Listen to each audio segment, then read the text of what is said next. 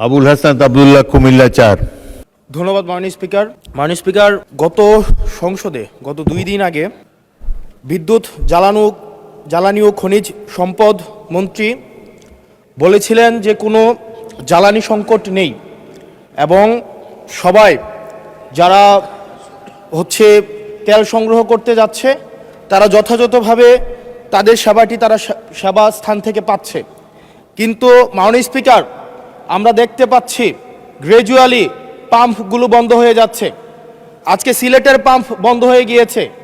আমরা দেখছি যে রাস্তাতে লাইনের গাড়ির দীর্ঘ সারি এবং আমরা বারবার করে দেখতে পাচ্ছি যে সবাই প্রত্যাশিত সেবা পাচ্ছে না এবং কিন্তু দুঃখজনক বিষয়, সরকার এই বিষয়টি এড়িয়ে যাচ্ছে এবং মন্ত্রী এই প্রবলেমটি অ্যাকনোলেজ করার পরিবর্তে মন্ত্রী আগের মতো আমরা যেভাবে অ্যাভয়েড অফ প্রবলেম মাননীয় সদস্য প্রবলেম যেভাবে আমরা অ্যাভয়েড করে যেতাম, মন্ত্রীদের মধ্যে এক ধরনের প্রবণতা দেখা যাচ্ছে যে তারা প্রবলেম অ্যাভয়েড করছে। আমার মন্ত্রী মহোদয়ের কাছে প্রশ্ন, উনি কি দেখতে পাচ্ছেন না যে গাড়ির দীর্ঘ সারি এবং গ্র্যাজুয়ালি যে পাম্পগুলো বন্ধ হয়ে যাচ্ছে, সেবা কার্যক্রম বিঘ্নিত হচ্ছে, স্কুল বন্ধ হয়ে যাচ্ছে, সেই জায়গাতে উনি কবে নাগাদ এই সমস্যাগুলোর যথাযথভাবে উনি সমাধান দিবে এবং উনি প্রবলেমটি অ্যাকনোলেজ করবেন কিনা? ধন্যবাদ মাননীয় স্পিকার।